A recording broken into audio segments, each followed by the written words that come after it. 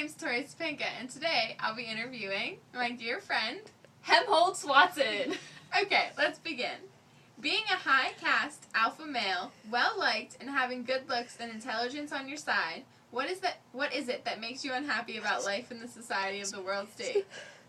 A lot of things that all the people around me like to participate in do not interest me. I don't find happiness in taking soma holidays or having many girls, but instead in intellectual indulgence, which is hard to come by in the world state.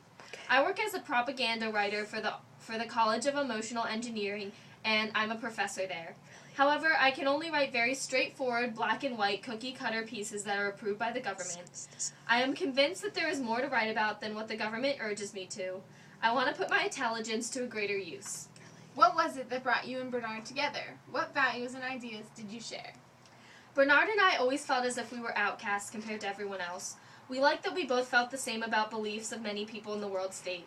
We both don't agree with the concept that everyone belongs to everyone else, strongly because we felt as if it was demeaning to human qualities and made everyone feel as if they were meat.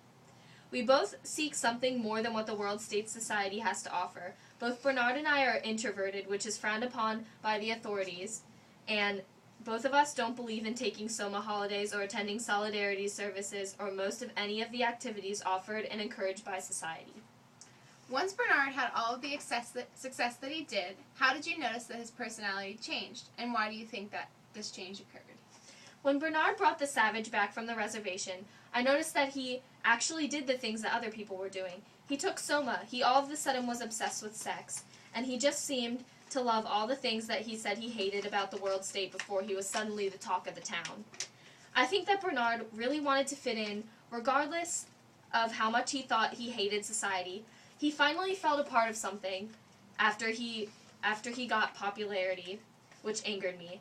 This is why our friendship drifted. I feel like he wasn't the same after he got a little taste of social success. Why did you and John have an instant and deep connection? John was obviously different than anyone else I'd ever met. At first, I was intrigued for the same reasons that everyone else was. John was from a faraway place and full of experiences that I'd never even dreamed of. However, when he and I spoke, I found him to be intellectually competent. He liked literature and philosophy the same as I did, and I loved talking about a wide array of topics with him. How did it make you feel to be a part of John's attempted rebellion, and what made you choose to join in with him? It was unlike anything I'd ever felt before. I had an overwhelming desire to stand up for something that I not only thought was different, but I also felt that it was right.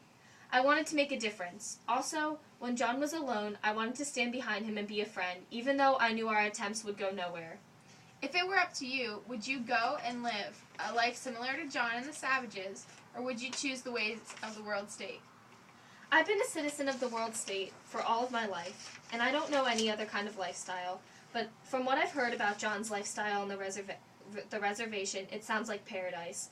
People aren't conditioned to believe one thing, and they can do whatever they want.